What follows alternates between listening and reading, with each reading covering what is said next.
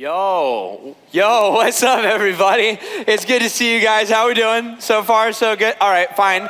Yeah, thanks, guys. Turn to the person next to you, say, hi, my name is. Maybe someone behind you you've never met before. Maybe someone in front of you. Look for someone very uncomfortable and introduce yourself to them. If you're single, this is your time, man. This is your time. Shoot your shot. You know what I mean? Well, what's up, everybody?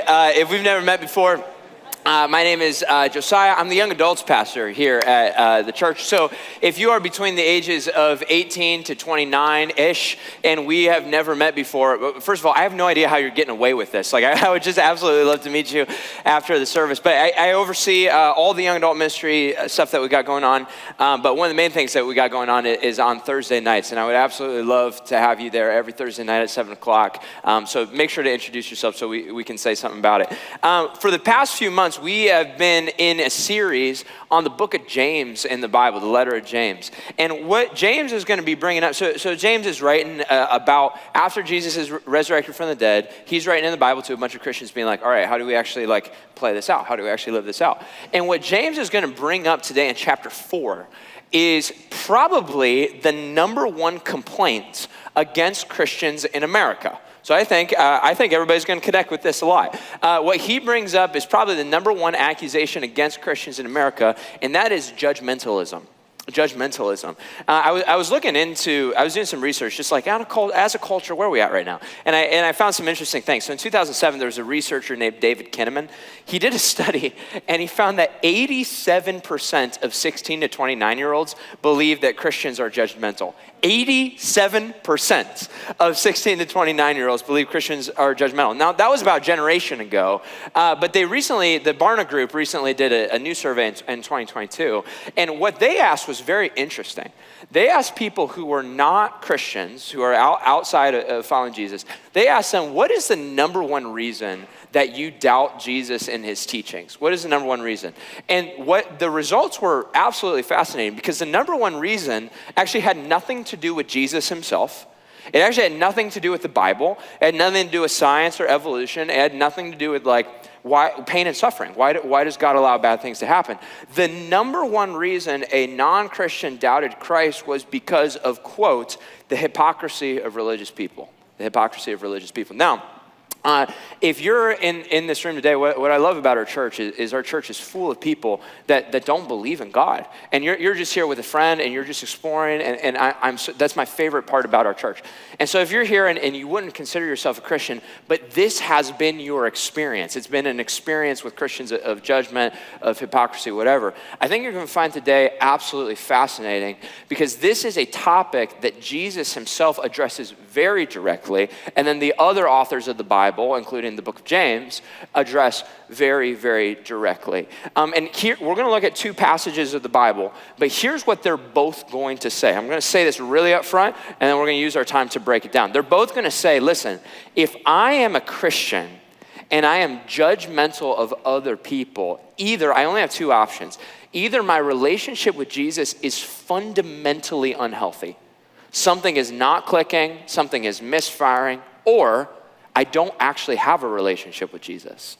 My relationship with Jesus isn't real. The idea of being a judgmental Christian is an oxymoron. That is a completely contradictory statement. And actually, one of the number one signs the Bible gives that I have deceived myself into believing I have a relationship with God when I don't actually is that I'm judgmental of other people. It's how I view other people. And I only know that because for years of my life, that was my story. And God really had to get a hold of me of this. So I want to start by looking at Jesus's teachings first, because James expands on Jesus's teachings. So here's what Jesus says, and this is probably maybe Jesus's most quoted passage in America. This is the one I hear the most often. Jesus says, he starts by saying this, listen, do not judge others and you will not be judged.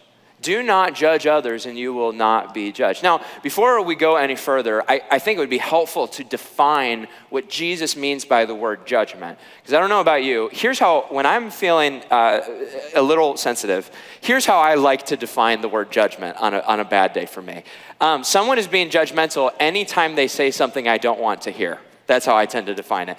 Anytime, like if I'm doing something and you point that thing out to me, maybe with good intentions and to help me, I'm like, stop being judgmental. I also, on a bad day, can be anyone that looks at me funny is being judgmental. And now to be fair, sometimes when people are looking at you, they are being judgmental. Sometimes when people do say those things, they are being judgmental. But that's not quite the definition of the word, especially the one that Jesus is using. Let me tell you first what judgment does not mean in the Bible. Let me clarify this. Judging someone does not mean to evaluate someone's actions. To judge someone actually does not mean to evaluate someone's actions. We are told in the Bible that we actually should evaluate actions, people's actions. We should determine something as helpful or harmful. Like if I, my friend JJ's right here. If I just punch JJ in the face, like as hard as I could, first of all, he's gonna punch me back. And if you see JJ, he's been hitting the gym lately, I'll probably die on the spot. You know, I'm not the strongest specimen, but let's say I just decked JJ as hard as I could. You should look at my action and determine that as evil.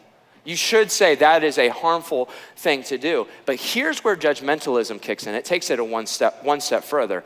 Judgmentalism is when I shift from evaluating someone's action to actually evaluating the person themselves. I use someone's action as ammo to create a category for this person, and I throw that person in that category. So actually, the word judgment, so the New Testament is written in the Bible, is written in the Greek language, and the original Greek word that Jesus is using and that James is using for judge is this word, and here's how it actually is defined. It actually means to separate, to put asunder, which means to like divide, to pick out, to select, so be selective, and to choose. So here's what Jesus is saying.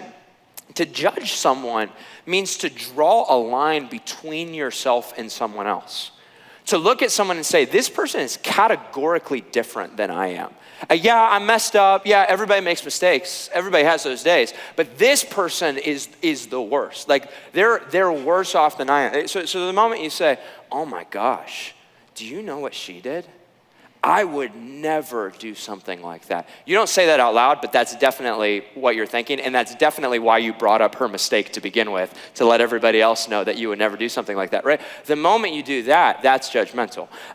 When you find out, all of us have different things we do this with, but when you find out, oh man, that person slept with someone, or oh man, that couple is getting a divorce, or, oh man, their kids aren't turning out, the same way mine are. Or, oh man, that person doesn't believe the same things I believe. All of a sudden, what you do is you're like, they must be in a different category than me.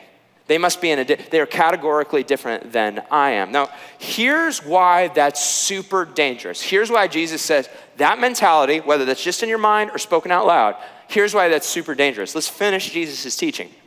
Do not judge others, and you will not be judged. For you will be treated as you treat other people. And then here's the wild line. Everybody lock in on this line. This is crazy. Jesus' quote, the standard you use in judging other people is the standard by which you will be judged. Do you understand what Jesus is saying? He's saying, listen, the standard that you use to evaluate other people is the same standard that you are asking God to evaluate you. Whatever metric you're applying to other people, you are looking at God and saying, God, you apply that metric right back at me. So about 2 years ago, I was teaching for one of our young adult retreats, one of our collective retreats, and there was hundreds of young adults there. And these retreats, man, I just don't sleep like the whole time we're there. I have to do like teaching after teaching after teaching. It feels like that's all I'm doing, and I'm just like chugging monsters to like try and make I'm absolutely exhausted. And I remember we were on the third day of this retreat. It was the last session, and during the last session, man, I was exhausted. And I was just pouring my heart out. Like I was just like, man, this is the last time I get with these guys. I'm just gonna tell them everything. And I was trying to be as sincere as I could. And I was just absolutely pouring my heart out, giving the absolute last energy that I had to the people that were there. Well, apparently, as I was teaching, somebody texted in a complaint to Collective specifically about me. And it was a really nasty complaint. It said, get Josiah off the stage right now. He's taking forever. I'm just exhausted. I want to go home. We get it. God loves us. Whoop-de-doo, Like, just get him off the stage. I just want to go home. It was like that. It was like very specific like that. Now, Collective, our ministry, we have 2 phone numbers. The first phone number is an anonymous phone number that you can text in for like prayer requests and things. The second phone number goes directly to my phone with your contact name attached to it. He thought he picked the first one, definitely picked the second one. So as soon as I get down off stage, I open that contact. Now here's the deal. Every time we do these events, we always get complaints like that. Like, I'm always expecting that, especially people that don't vibe with church stuff or like, don't like God or whatever. Like, we always get texts like that. When I saw his contact, it was one of the leaders of the retreats. Yeah, it was a guy that he totally thought he was like being anonymous, but he was like supposed to be on the team, and he thought he could just rip me a new one and get away with this. So as soon as I saw his name, I just thought, you hypocrites, you fake, you liar. I thought you were a loving follower of Jesus that was here to help us. I guess you're on a different team now. You hypocrite. And so, I like when you're tired and you're insecure and someone insults you, that insult just like wraps around in your head, all the time. What was I taking for? So for the whole rest of the day, I was just thinking about this, and I was like, it's fine. It doesn't matter. He's a hypocrite. It doesn't matter what he says. Well, God has a sense of humor because about 2 days later, my wife was like, we should just go to a movie. Like, you got a lot in your mind. We should go to a movie. So we go to the movie, and you know how you like reserve your seats or whatever. So we buy these tickets online. We sit down in the movie theater. 2 seats away from me is this guy, and no one else is in the theater. It's just me and this guy 2 seats away from me. And he walked in. I was like, oh, that hypocrite. It just walked in. And the movie started playing. I was like, this movie a little too long for you, buddy?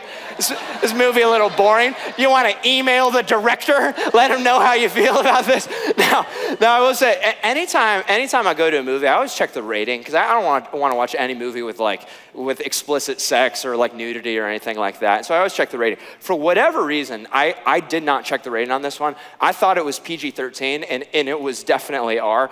And so we're like watching the movie, and a scene comes on. I'm like, Florence Pugh, hiding my face. And so this real nasty scene comes on, and I'm hiding my head. I don't want to look at it. And then I'm thinking to myself, how is this guy in this theater right now?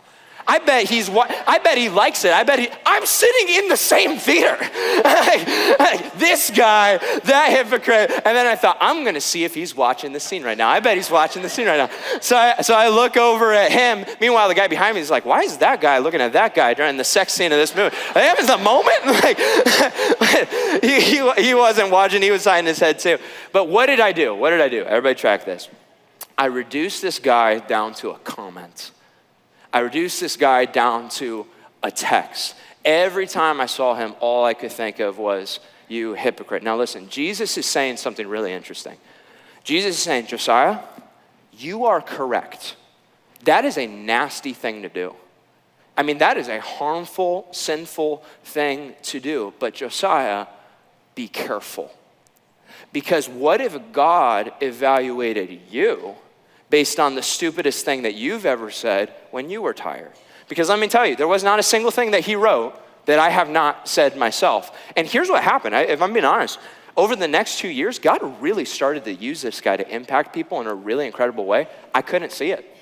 Any impact that he had, I just thought, well, whatever, you hypocrite, because I reduced him down to his mistakes. So let me ask you a question.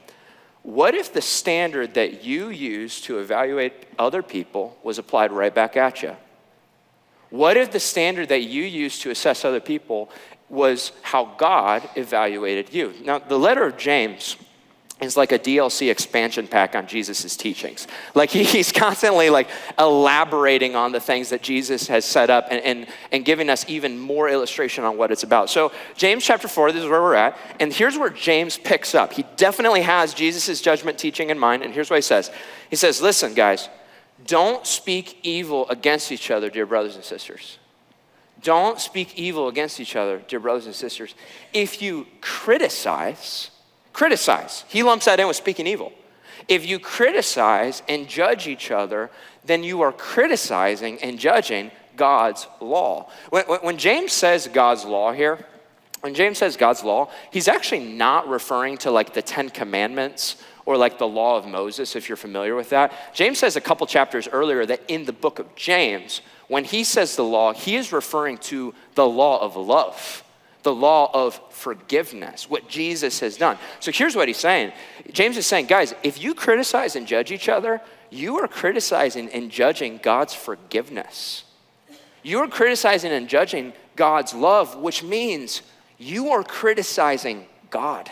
And then he continues, your job is to obey the law of forgiveness, to hand forgiveness out. It's not to judge whether that forgiveness applies to you or not. It's not your job to determine who gets forgiveness and who doesn't. Verse 12, God alone who gave the law is the judge.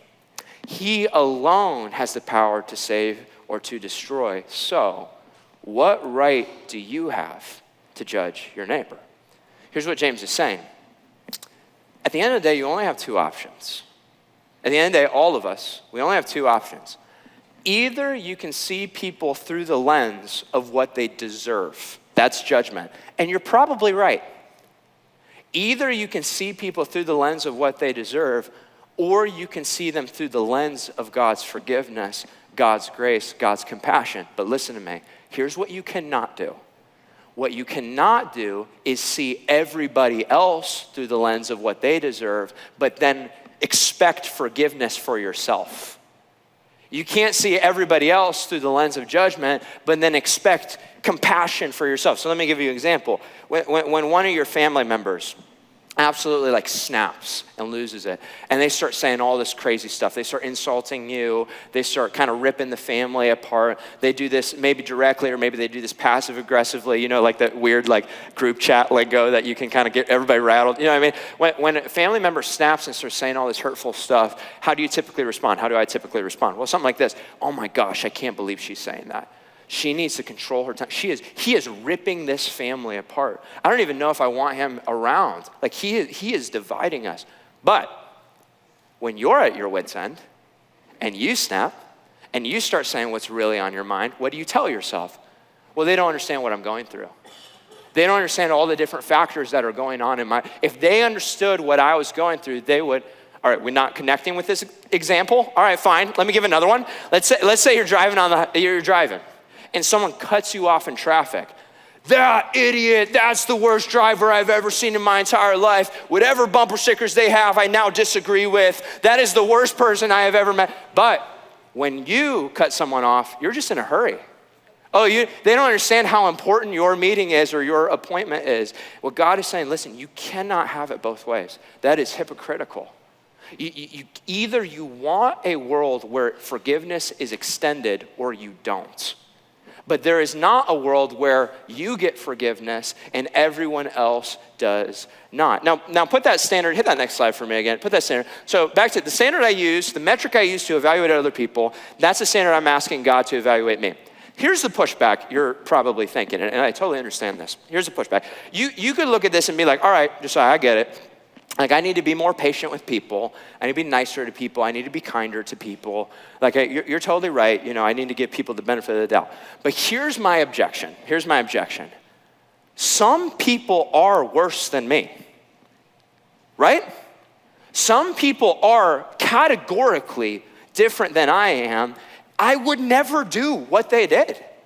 And so go ahead, God. If you use the standard I'm using on them, I'm going to pass. I'm going to be fine. And all of us have different standards depending on what you value. But you might look and say, man, I really would never sleep around like that. I really wouldn't do it.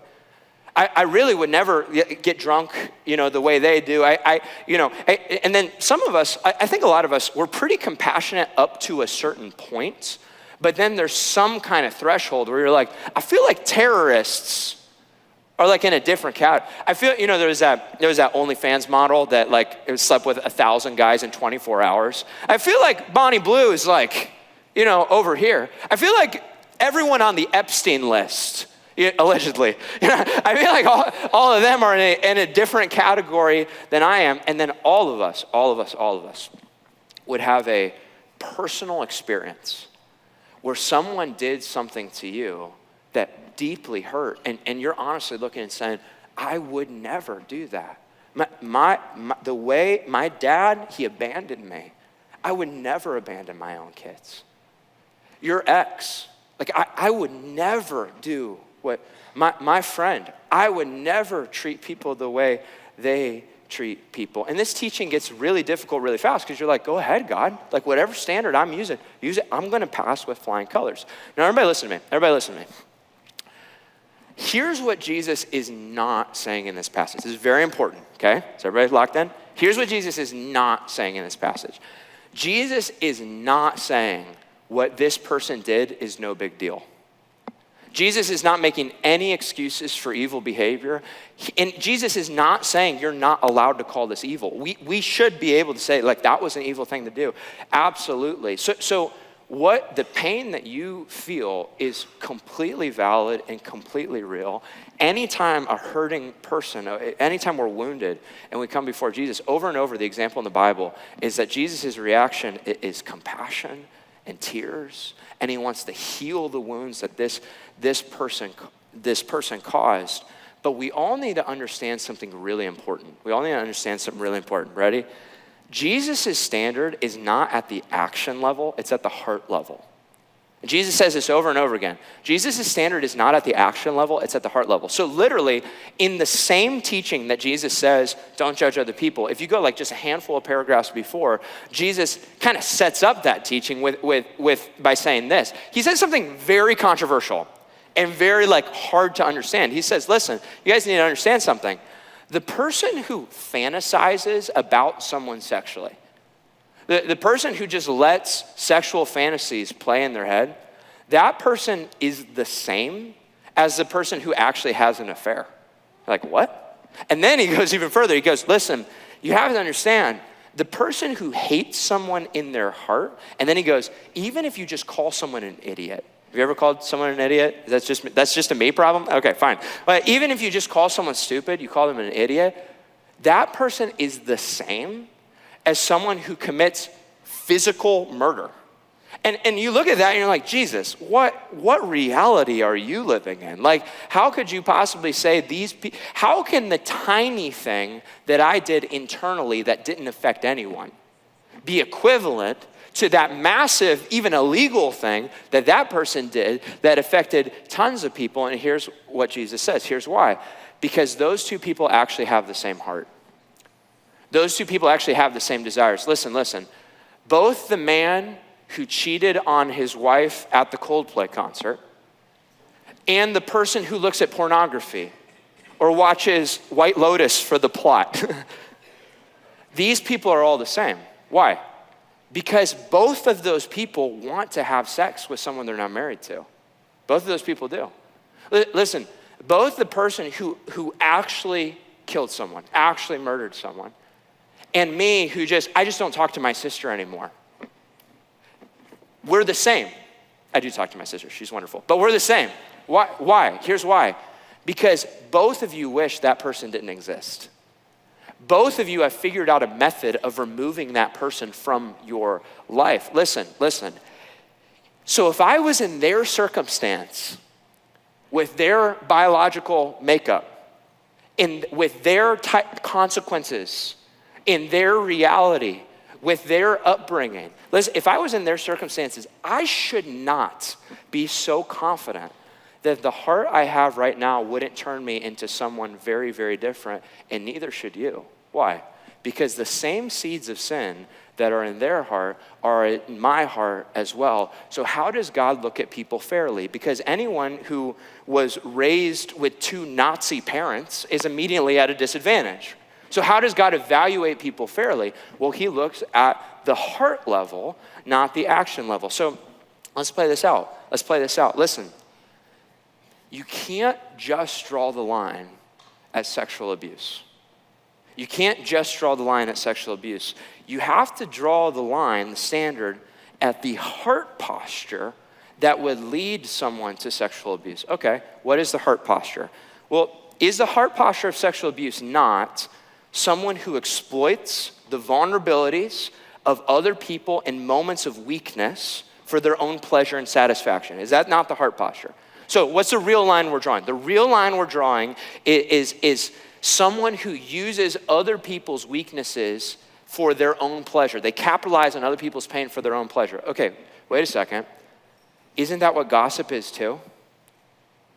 Is gossip not finding a vulnerable person in a moment of weakness, capitalizing on their pain so that I can laugh about it, or I can get a kick talking to my friends about it, or so I can just share it with others? Is that not what that is as well? Now listen, I am not saying these two things have the same consequences. Murder and hate don't have the same consequence. I'm not saying that. I am definitely saying these two things come from the same place. Are you sure that's the line you want to draw?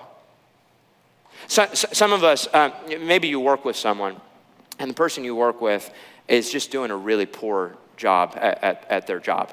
They're just doing a bad job. You know, maybe they were given an assignment and they dropped the ball and now everybody else has to pick up the pieces. Maybe they show up late or they just have a poor work ethic. And so when you look at this person, you know, it's just hard not to think, man, that person is lazy. Man, that person is lazy. And Jesus is saying, listen, you're probably right. But are you sure that that's the line you want to draw? Are you sure that that's the line you want to draw? Because in your attempt to be excellent at your job, you haven't really been with your family. And they're picking up the pieces of that. In your attempt to be excellent at your job, God's relationship with you is kind of falling through because you're not investing. In your attempt to be excellent at your job, other areas of your life are not so excellent. So what if God evaluated you by the weakest area of your life? Are you sure that that's the line you want to draw? Some of us in this room, you're like, you know who I can't stand? Judgmental people. Man, you know, those hypocritical Christians, people at Grace Church, you know, judgmental people. Whoa, whoa, whoa. I feel like I shouldn't have to explain this one.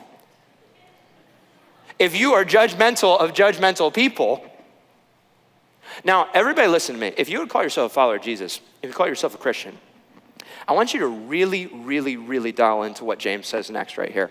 Because what he says next is very specifically addressed to you and addressed to me. James says, chapter 4, verse 11, he says, don't speak evil against each other, dear brothers and sisters. If you criticize and judge each other, then you are criticizing and judging God's law. But your job is to obey the law, not to judge whether it applies to you or not. So James is very specifically, catch this, see those each others?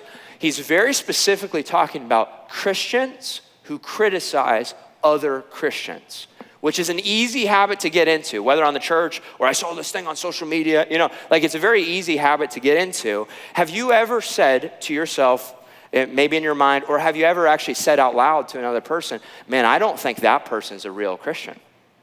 You know, they claim this, but their actions say otherwise. I don't know if this person, Kanye West, you know, like I don't know if this person is a real Christian. James says, whoa, whoa, whoa, be so careful with that.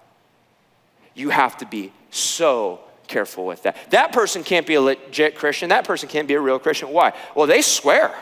I mean, they got a real potty mouth. I mean, like that person swears. They don't talk like a Christian would talk. Now listen to me. In the Bible, swearing is clear as day off the table. I know some of you have done some amazing gymnastics around that to figure that out. And it's like, bro, grow up. You're like 45. But anyways, but very clearly in the Bible, that is off the table. However, the Bible talks way more about gossip, division, and criticizing other people. So by the mere fact that you are talking to other people about someone else's swearing, God is probably more offended by your conversation than their F-bombs. Be careful. You gotta be really careful with that. That person can't be a real Christian. Why? Well, they smoke weed. Dun, dun, dun. You know, they smoke weed. Or you know, some of us, here's how you think, well, that person, you know, they're still living an LGBT lifestyle. I thought they accepted Christ. I thought they were supposed to leave that. Or man, that person, they slept with that person, they slept with their boyfriend, or man, they won't move out of the apartment or whatever it is. Now, listen.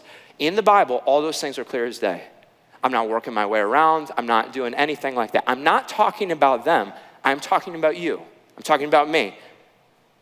What if God evaluated you by the sin in your life that took the longest for you to walk away from? When I first started following Jesus, I didn't even take an attempt at my arrogance until multiple years in. The Bible talks way more about pride than any of the things I just listed off.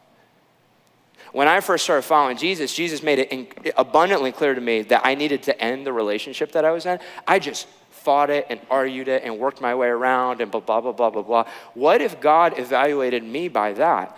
I'm sure if you're a follower of Jesus, you have a version of that. You have that thing that lingered and continues to linger. Otherwise, you believe that you became perfect the moment you accepted Christ. Then we're back to the ego thing. So, whatever, you can deal with that. Listen, their lagging sin is public. Their lagging sin is obvious. Your lagging sin is private. But are you sure you want to draw that line? Are you sure that's the line you want to draw? James says, my job is to obey the law of forgiveness. My job is to hand out forgiveness left and right without even thinking about it.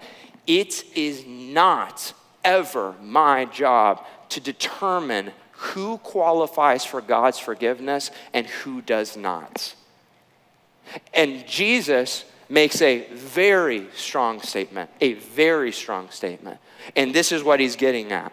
If there is any person in the world that I will look at with judgment, whether this is a person in my life, whether this is a person that I've never met before, but I read an article one time and now all these people, and I know what that kind of person's like. If there is any person in the world that I would say, this person is a different type of sinner than I am, they're in a different category than I am, I only have two options. One, either my relationship with God isn't clicking. Something's not standing on business. Something is not firing correctly. Or I actually don't have a relationship with God. Something in my relationship with God is not actually there. Now, I don't know about you. But this teaching from Jesus feels harsh to me at times. It feels a little extreme. Sometimes it sounds like Jesus is the one that's being judgmental and condemning. It feels like Jesus being like, judging people, that's my biggest pet peeve. If you do that, no forgiveness for you. Straight to hell you go. You know what I mean? Like, it can come across that way. And so you can read this and be like, Jesus, why are you being so insensitive? Jesus, why are you being so unrealistic?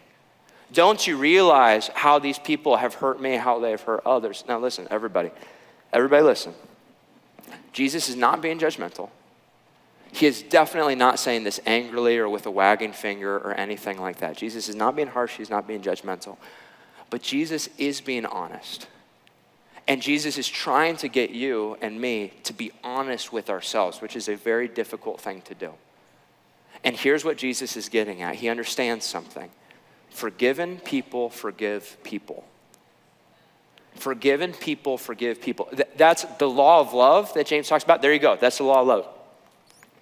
Forgiven people forgive people.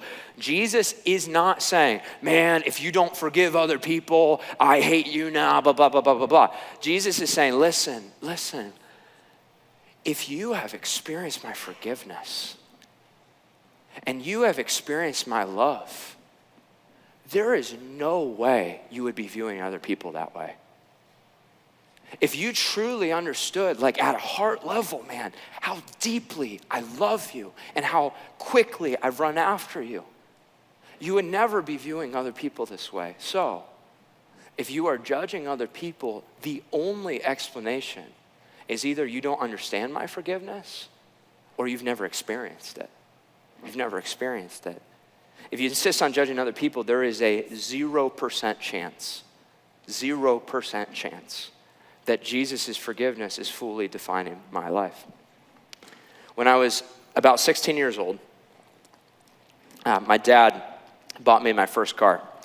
It was an old navy blue Ford F-150. It was an awesome car. I think he was worried I was going to turn out to be like a wimp or something. Because he told me, he's like, son, I noticed you've been wearing a lot of tie-dye lately.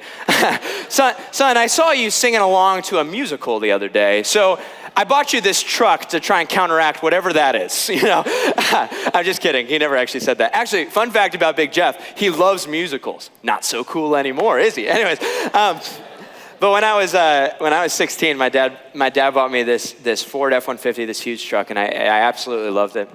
And we had this long, windy driveway that I had to back out every day. And so every morning when I got up for school, I wake up, I'd get in the car about 6:30 in the morning. I would hop in my truck. I would turn on the music. There was no Bluetooth on the truck. There was only a CD player. And the only CD I really had was Joshua Tree by U2. So I'd put that in, crank that. I put in that CD, and then I put it in reverse Terry, hit the gas as fast as I could, and just like fly out of the driveway. Like absolutely as fast as I could, fly backwards down the windy driveway.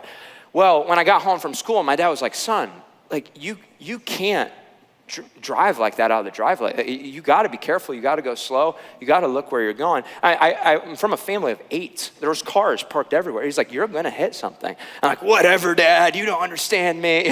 So the next morning, same thing, fly out of the driveway. Next morning, same thing, fly out of the driveway. Nothing ever happened. Well, then one morning, a few months later, I got in the car, 6:30, turned on my music, put it in reverse, hit the gas, was flying, went for just a little bit, and then bam, bam.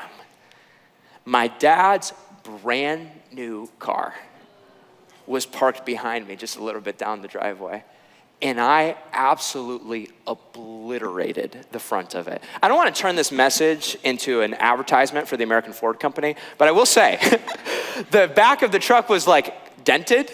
His car was demolished. Like the front of the car absolutely destroyed. And when I got out and when I saw what I'd done to my dad's car, my heart sank. Like, I don't know if you had a moment like this where you're like, it feels like your heart is like on the floor. And I thought, I'm dead. That is the last decision I have ever made in my entire life. Like my life, he's going to kill me. I cannot believe I did this. And I knew that I had to go back into the house. I had to wake my dad up who was sleeping. And I had to tell him that I had destroyed his brand new car when he told me a million times not to fly out of the driveway. And let me tell you, I was expecting my dad to rip me to shreds. You idiots. I have told you so many times. Josiah, I bought you this car and you used it to destroy my other car. How can you be so stupid? I was expecting condemnation. I was expecting rejection. I was expecting to be screamed at for sure. And I was expecting judgment. And so absolutely terrified.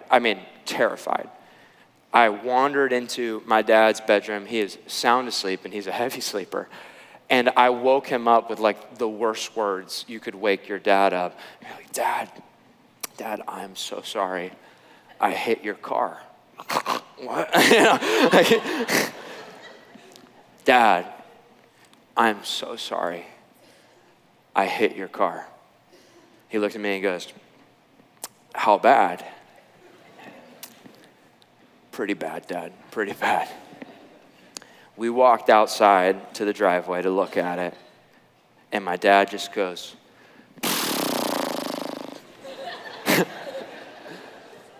that's pretty bad, son. I was terrified. I mean, adrenaline shooting through me. Like, I couldn't even, like, he was saying things and I couldn't hear what he was saying. I absolutely terrified. I'm going to get killed. I was ashamed. I was embarrassed. I knew what I did, and I will never forget what my dad did next. I will never forget. My dad took a deep breath. He turned to me. He put his hand on my shoulder, and he looked right into my eyes. And this is what he communicated. It's okay, son. It's okay. I don't love this car. I love you. It's okay. I'm going to pay for everything. Let me tell you something. My dad did not ask me for a penny for that car, which is wild because he raised us. Like, if you go to a neighbor's house and you break something, you're going to work a second job and fix the thing at the neighbor. Like, that's how he raised us. My dad didn't ask me for a penny for his car. The cost of my mistakes was absorbed by my father. Now, let me ask you a question. Why did my dad respond so graciously and so forgivingly when I had ignored every standard that he had given me and destroyed the most expensive thing that he had at the time. Like, why did he respond that way? Well, let me tell you, at the time when I was 16, I had no idea why he responded that way. I actually had no idea. I was completely shocked by it. However, a few years later, my dad was telling someone else, other people, offhanded stories about his childhood and about when he was a teenager. And I heard a story and finally it clicked for me. He said, I learned when my dad was 16 years old, his dad bought him a car. And my dad would put it in reverse and go flying out of the driveway. And every single day he would come home and my grandfather, his dad, would say, son, you have to be more careful. You can't go flying out of the driveway. And he said, whatever, Dad. And one day he flew out of the driveway and he demolished his father's car. And so absolutely terrified, he woke his dad up. His dad walks out to the driveway. My father is absolutely terrified. And my grandfather, my dad's dad, looks into his eyes, puts his hand on his shoulders, and says, it's okay. I don't love this car. I love you. Don't you get it? Forgiven people forgive people. Forgiven people forgive people. When my dad had experienced so much forgiveness from his father that when I absolutely demolished his car, breaking every standard that he had, his instinct, right out of bed, his instinct was to extend to me the same forgiveness that he had experienced himself. Forgiveness is contagious. It's like a fever. Once you get forgiveness, you can't stop spreading it to other people. And here's what forgiven people do. Forgiven people are looking for every opportunity to share the same love they've experienced to other people. They are not looking for opportunities to separate or to condemn. Now listen to me. That's just a story about a car.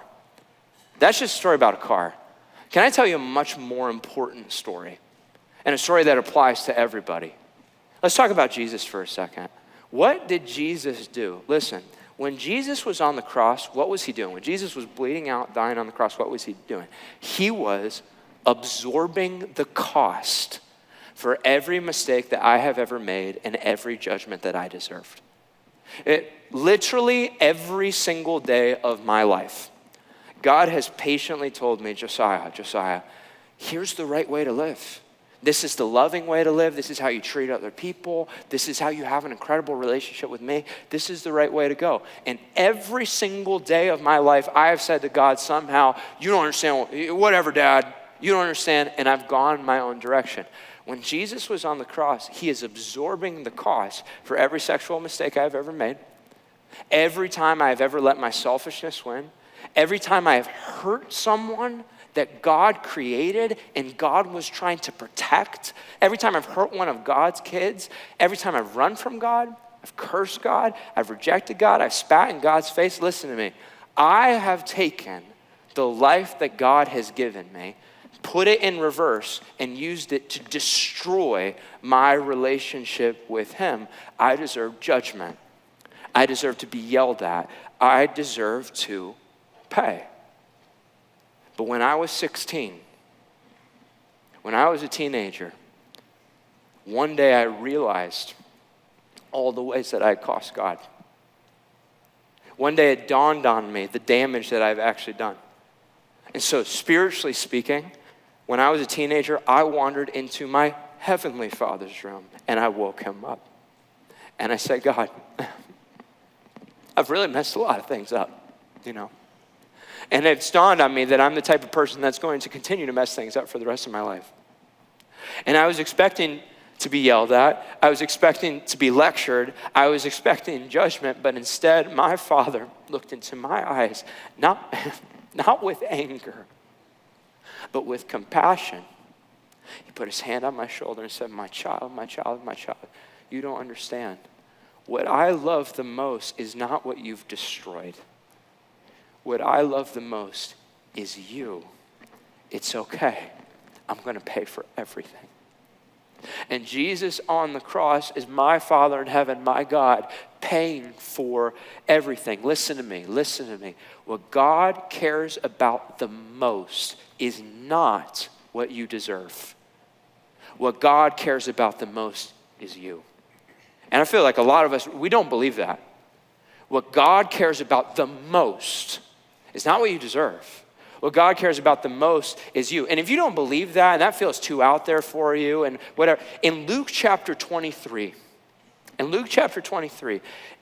Jesus is being nailed to the cross, like literally nailed to the cross. The nails are going through his wrist, shooting through his nerve endings, and these Roman soldiers are nailing him to the cross. And he is being held up there because of what I did. And as Jesus is being nailed to the cross in the most painful, weak moment of his life, he doesn't look at the soldiers and curse them. And he doesn't look at me and curse me. And I feel like that's what really should have happened because I'm the reason he's up there. Instead, Jesus says the most wild thing. He says, Father, forgive them. They don't know what they're doing. Father, forgive them, for they don't know what they're doing. Even as these people are killing me, I don't want them to experience what they deserve. I love them. Even these people, I love them. And if what's going to rescue them is me staying up here, keep me up here. And if what's going to rescue them is more punish me. And when God looks at you, he says, listen, I love you. I love you. And even if you're doing the worst possible thing, I love you. And that's why James says what he says. In chapter 4, verse 12, he says, this is clearly his foundation. He says, listen. God alone who gave the law, God is the judge. God alone has the power to save or to destroy. But what did he choose? He chose to save. He chose to love people who would never love him back. He chose you. And then James hits us with this next line. So if that's true, what right do you have to judge your neighbor? Here's what he's saying. If the only person who had the right to condemn me didn't, what makes me think I have the right to do anything else to anyone else? If the only person who had the right to condemn me, God, chose not to, what makes me think I have the right to do anything else to anyone else? So here's where I want to end. We are not going to end this conversation with, all right, everybody, go be more loving to people. Go, be nicer. That might be helpful, whatever, if you're into that kind of thing, that might be helpful. But here's what I need you to understand. Is everybody listening? Here's what I need you to understand. The problem is not that you are judging other people. The problem is you don't understand how much God loves you. What is malfunctioning is not your relationship with this person. What's malfunctioning is your relationship with God. You don't know how much God loves you. And so I just want to lead us through a prayer. There's 3 parts to this prayer. I'm going to walk through it, and then I'm just going to give space for you to pray this prayer to God if you're willing. Here's the first part of this prayer. God, will you show me how much you've forgiven me? God, will you show me how much you have forgiven me? Listen, some of us here today, some of us have been hurt so deeply. You've been lied about. You've been abused. You've been hurt so deeply, and you just need to know, the Bible's so clear. Anytime Jesus interacts with us when we are hurting, his instinct is to cry with us, to sit with us, to be patient and compassionate with us. And Jesus literally died to heal those wounds. That's his instinct. But here's what we can do sometimes. Can I tell you something that's a little bit hard to hear? Sometimes when we focus so much on what other people have cost me, I fail to see how much I have cost God. Sometimes I can hide behind the ways other people have hurt me and then completely fail to see that I have hurt God. And here's why that's a problem.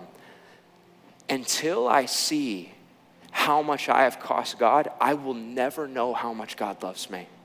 I will never. The result that I want is not, oh my gosh, I'm such a terrible sinner. That's not the result. When I see how much I've cost God, what happens is, oh my gosh, Jesus, you love me more than I could ever ask for. So Jesus, will you show me how much you've forgiven me? Here's the second part of the prayer. Show me how much you've forgiven me. And now, God, will you put on my heart anyone in my life, anyone in my life who I'm not showing that same forgiveness to? God, give me names, give me faces, give me people. And listen, it doesn't have to be that deep. It doesn't have to be that deep. You don't need to have this big traumatic scenario. For some of us, like the person that I'm judging is the person that put up a political sign in their yard, and now I've lumped them into a category. For some of us, it's a family member, it's a friend. For a lot of us, it's like, I read an article on this type of people, and now I believe this about them, right? God, I don't know what it is for you, but I know you have them, and because I do too. God, put on my heart names of people in my life, maybe people I've never met, that I'm not showing that same forgiveness to. And then here's the last part of the prayer. God, show me how to love them the same way you love me. Give me an action step. Jesus, if you were walking on this planet right now and that person hurt you, how would you interact with them? And then give me the courage to act exactly the same. Exactly the same. Some of us, like literally what God might put on your heart is before you even start singing this, don't start singing the song until you shoot a text. Hey, will you get coffee with me? Others of us, God's going to put, it might not make sense to reach out to that person, but you just got to process with God. I don't know what it is for you, but God, give me an action step. And let me end by saying this. If you are in this room and you do not have a relationship with Jesus, you do not have a relationship with Jesus, I just need you to know that that same forgiveness I'm talking about is extended to you. I don't care what you've done, what you might think you're the worst person that ever lived. When God looks at you, he loves you with all of his heart. And you can begin that relationship with Jesus today. He's already reaching out to you. But when you take his arm, you're not going to be met with anger. You're going to be met with the biggest hug in the world. Your father wants his kid back. So the band's going to come out. They're going to give some space. You take this time, talk to God, process with God. Maybe take a picture of this prayer and pray it through, okay? Once you got the prayer, you can close your eyes, bow your head, but you just process with God.